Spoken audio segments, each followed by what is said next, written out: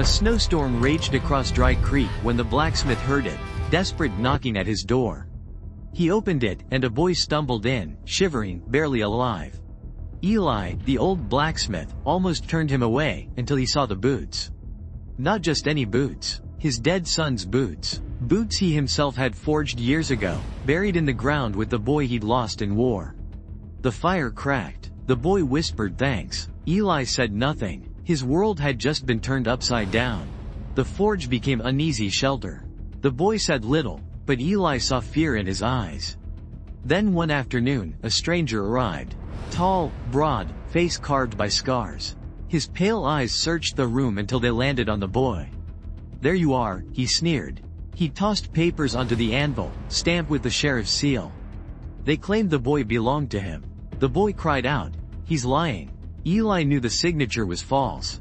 He stood tall, hammer in hand. "Not from my forge you won't." The scarred man's grin promised trouble.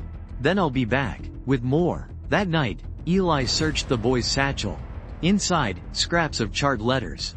His hands froze. The handwriting was his son's. "Trust only the forge." The boy woke, panic in his eyes. "Before he died," he whispered, "he told me to find you."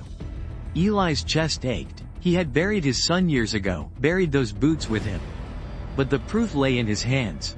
The truth hadn't died, it had been carried by this boy, hidden in ashes. Days later, masked men stormed the forge. The fire went dark, the boy was dragged away.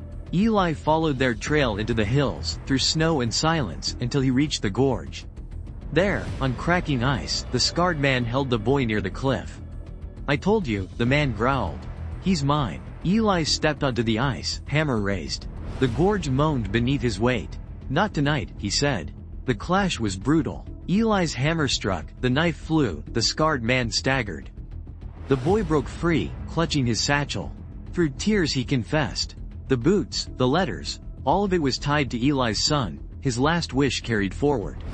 Eli stared at him, grief and hope colliding. His son was gone, yes, but through this boy, his truth lived on. Back at the forge, sparks flew again. Eli guided the boy's hand as they struck the anvil together. Not blood, but bond. Not past, but tomorrow. Right finger, want the full story? Watch the complete video on my channel.